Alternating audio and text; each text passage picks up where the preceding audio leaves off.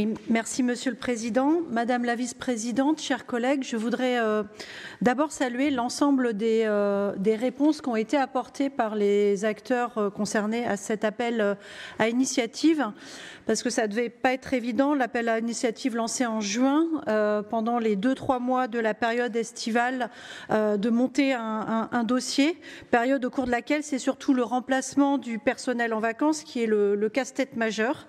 Donc je commence en posant cette question car les conditions dans lesquelles les EHPAD du Nord ont reçu cet appel à initiative expliquent aussi peut-être la quantité et la nature des projets présentés.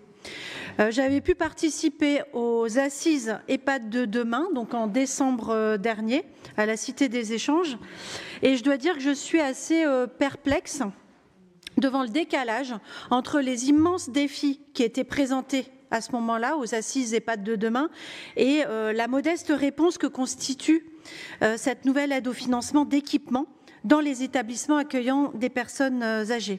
Alors j'espère, Madame la Vice-présidente, que vous pourrez nous rassurer en confirmant que ce n'est qu'un premier volet d'un plan d'accompagnement beaucoup plus à la hauteur des enjeux, même si on ne parle pas de la crise des EHPAD en général, mais avec les difficultés pour recruter, payer du personnel, mais uniquement sur le volet équipement et amélioration des lieux de vie, qui est un domaine dans lequel il y a encore beaucoup à faire. Alors, nous voterons bien sûr cette délibération car elle permet aux établissements qui ont répondu à l'appel à initiative d'obtenir des financements absolument nécessaires, même si tous les projets proposés ne sont pas du même niveau.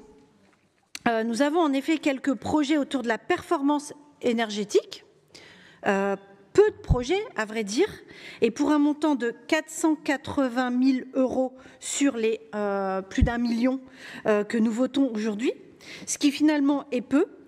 Mais ce sont des projets qui demandent une certaine ingénierie. Donc ceux qui ont été présentés avaient probablement été initiés avant.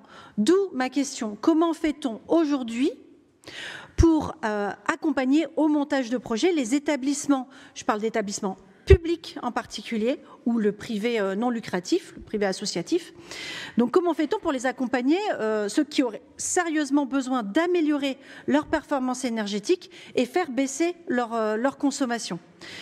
Voilà, donc cette difficulté à répondre rapidement pour aller vers des solutions de long terme, et la transition énergétique, c'est une question de long terme, est indispensable. Et explique peut-être pourquoi la plupart des réponses à l'appel à initiative concernent non pas la performance énergétique, mais la thématique adaptation aux besoins des résidents, avec l'achat de matériel informatique, numérique, comme les tables tactiles, les murs de gaming, etc. Tous ces nouveaux outils interactifs que vous avez peut-être pu tester, comme moi, chers collègues, au Salon des maires du Nord, puisque depuis que j'en ai testé un le mois dernier à Gaillon, à Douai, je suis la cible d'un marketing assez agressif d'ailleurs de la part des fabricants de ces équipements. Alors je ne nie absolument pas l'utilité et l'intérêt de ces équipements interactifs. Je constate simplement que malgré la crise des EHPAD et les scandales qui l'accompagnent, ce marché-là, en tout cas, semble bien florissant.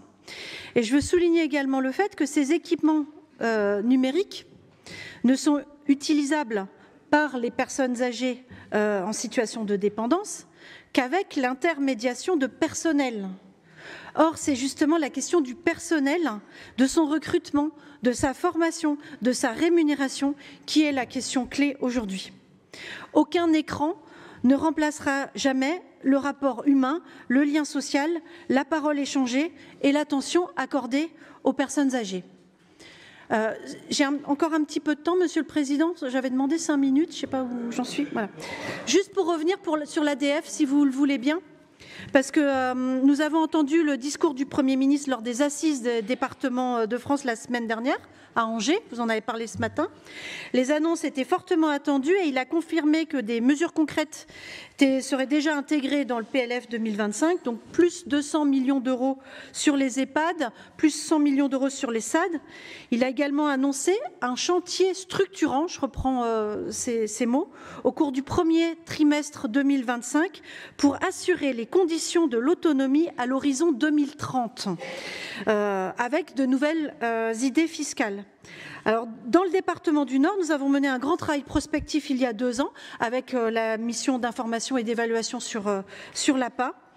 La méthode de dialogue et de concertation de la présidente Valérie Létard avec l'ensemble des acteurs locaux avait été très appréciée et il serait intéressant aujourd'hui d'évaluer où nous en sommes de la mise en œuvre des recommandations de la MIE sur les EHPAD et de les croiser notamment avec les recommandations du dernier rapport sénatorial sur la crise des EHPAD.